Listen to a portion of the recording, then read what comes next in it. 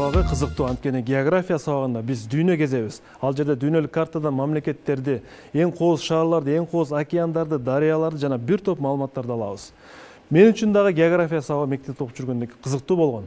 Азыр сиздердин назарыңызга чыгуучу биздин кичинекей катышуучубуз Умар Ормакеев бизди дүйнө жүзүнө саякатка чакырат. Анда эмесе, тосуп алыңыздар, Умар Ормакеев!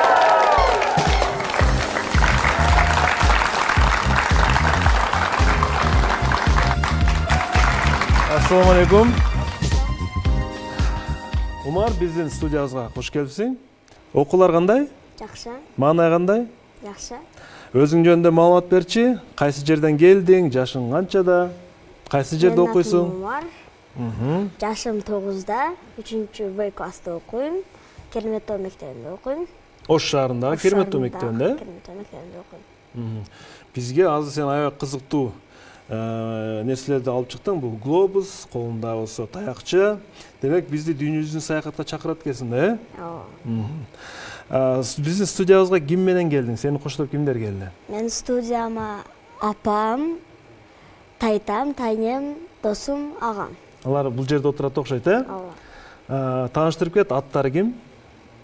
Мен апамдын аты Зуура, тайтамдын аты Абжапар, тайнемдин аты Буажар, агамдын аты Агахан, эки досумдун аты бирөөсүн Казим, экинчисиники Нургаз.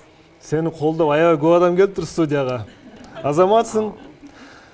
Зуура, куш келипсиздер студиябызга. Бизге Умар дүйнө жүзүнө саякатка чакырам деп атат. Бирок алгач сиз Умар тууралуу маалымат берсең, Умар үйдөн канча бир туугандын ичинде, чоңу, кичинекейби, сабактан кандай, мүнөзү кандай, ушул тууралуу? Умар эки бир туугандын кичүүсү, агасы да бар. Сабактары жакшы, мектеп программасын жакшы эле өздөштүрүп келатат. Андан сырткары азыр 3-класска география сабагы кирбейт. Ага карабастан бул өзү кызыгып, экөөбүз сүйлөшкөндө келечекте учукчу болол десем, экөөбүздүн оюбуз бир жерде эле чыкканда азыр келечекте ушул дүйнөнү кезүү максатында учукчу болайын деп ойлойм өзүмчү. Бул деле азыр ушул дүйнөнү кезүү максатында дүйнөдө канча мамлекет бар, алардын борбор шаарлары кайсылар, кайсыл мамлекетте кандай кызыктуу зданиялар бар, же болбосо баягы дүйнөнүн жети кереметин ошолорго кызыгып, изилдеп өзү аракет кылат. Түшүнүктүү. Умарды келечекте кайсы кесипте көргүңүз келет?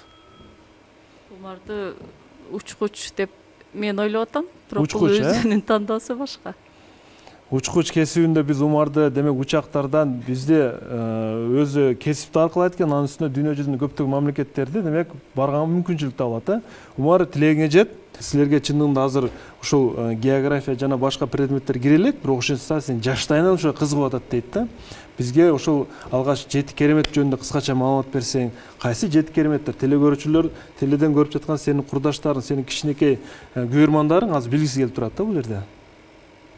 Мен биринчи эски жети кереметти айта кетейин. Биринчиси пирамида Хеопса, ал Египет өлкөсүндө, борбор шаар Каир шаарында жайгашкан. Хеопс бул знаменитый фараон болгон. Анын атына курушкан. Анын бийиктиги 148 метр. Адан көчүп азыр 138 метр калды. Кийинкиси бул висячий Асмабак. Ал Греция өлкөсүндө жайгашкан. Аны 20дай адам бир күндө 2 саатка 5 круг зорго айлантат эле. Алар Асмабактарда пальма дарагы жана көптөгөн гүлдөр, чөптөр бар эле. Аны узун турба бар. Ал менен этаждарга чыгып айлантып суу карышкан. Аны 20 адам 2 саатына 5 круг зорго айлантат эле. Айлантканда бир этаждан чыгат. Кийинки керемет бул Александрийский маяк. Ал Египет өлкөсүндө жайгашкан. Кийинкиси бул храм Артемиды. Анын ичинде Артемиданын статуясы болгон. Жакшы, эми сен бизге эски кереметтер жөнүндө айтасың да, жаңы кереметтер мен үчүн да жаңылыктуу, ал кайсылар? Алар бул Чеченица, ал Мексика өлкөсүнүн Юкатан жарым аралында жайгашкан. Кийинкиси бул Иисус Христостун статуясы, ал Бразилия өлкөсүндө жайгашкан. Мачу-Пикчу кийинкиси, ал Перу өлкөсүндө жайгашкан. Кийинкиси бул Улуу Кытай дубалы. Ал Кытай өлкөсүндө жайгашкан. Азыр кийинкисин айтчы. Кийинкиси бул Сулаймантоо. Сулаймантоо дебейсиңби? Жан керемет. Жакшы. Эми Умар, бизге азыр сен ушул жан кереметтер жөнүндө да улантып берем деп атасың да. Бизге азыр биз мониторго сага бир шаарларды коелу, роликтерди, Сен ошол боюнча бизге маалымат берсең, ал эмнелер деген имараттар, эмне деп атылат, кайсы шаарда эмне бар, биздин телекөрүүчүлөрдүн да кызыктуу. Анан мен бир нерсе кызык турам, башыңа эмнени кийип алгансың? Бул пилот. Кимдер кийет? Мен эсимде бар, биз пионер болуп жүргөндө ушундай кийичүбүз да. Азыр да ушундай барбы же сен өзүң кызыгасың кандай? Мен буларга кызыгам. Апам айткан летчик болгум келет мен деле. Ошого летчиктерди да. Умар, ушул жерге барып, өзүң мына карта турат, картадан бизге кыскача маалымат бер. Бул планетанын картасы. Ада 6 материк бар. Алар бул Түндүк Америка материги, Түштүк Америка материги, Африка материги, Евразия материги, Австралия материги. Австралия материгинин жанындагы өлкөлөр Жаңы Гвинея, Жаңы Зеландия, алар Австралия Океания материгине киришет. Бул Түндүк Америка материгиндеги эң чоң өлкө бул Канада өлкөсү. Кийинки бул АКШ өлкөсү, кийинкиси бул Мексика өлкөсү, кийинкиси бул Китай өлкөсү. Кытайда канча калк бар Кытайда? Кытайда 1 миллиардтан ашык калк бар. Дүйнөдө калк саны боюнча? Дүйнөдө калк саны боюнча эң көп. Бул Эйфель мунарасы. Аны 1889 жылы курушкан. Биринчи бул мунараны курганда француздардын бир дагы адамы буну жакшы көргөн эмес. Андан кийин буну арендага эле 20 жылга эле курушкан. Андан кийин бара-бара көп жыл болуп, азыр буга 129 жыл болду. Азыр буну бардык француздар жакшы көрүп калган. Эйфель мунарасы бийиктиги 128 метр. Кийинкиси бул Виктор Гюго деген көчөсү. Франциянын ар бир шаарында же болбосо ар бир районунда Виктор Гюго деген көчө бар. Ал француздардын улуу жазуучусу эле. Кийинкиси бул Сауд Арабия өлкөсү. Ал Евразия материгинде, Европа континентинде жайгашкан. Ал дүйнөдөгү эң чоң жарым арал. Анын борбору Эр-Рияд. Ада Мекка, Медина шаарлары бар. Бул Эр-Рияд шаарчасы.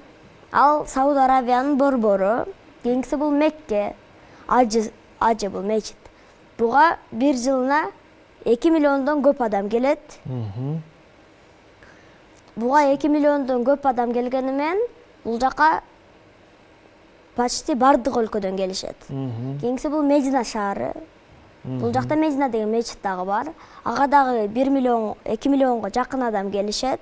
Бирок Меккеге чейин жете элек. Буга азыраак адам келет. Медина караганда Мекке шаарына көп адам келет, Сауд Арабия өлкөсүндө бир дагы көл же болбосо аккан суу жок.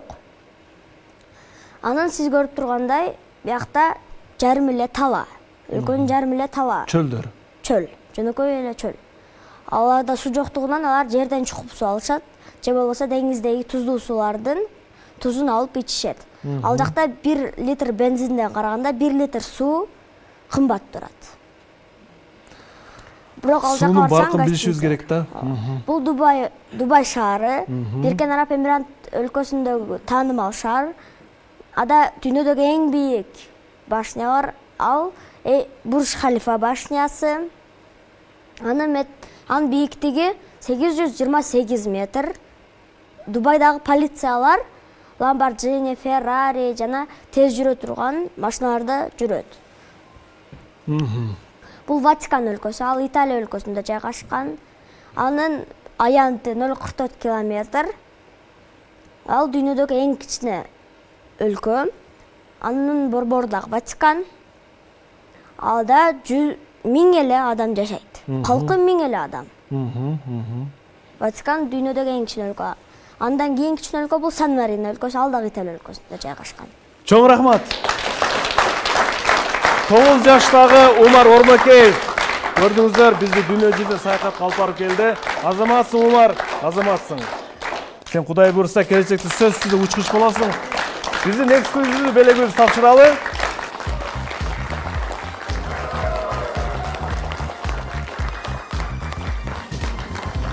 Эң мыкты төшпелигибиз Умар Ормакеевге. Барбол компаниясынан шериндиктер. Рахмат, сага ийгиликтер болсун, жакшылык окугун, Умар Ормакеев эң мыкты.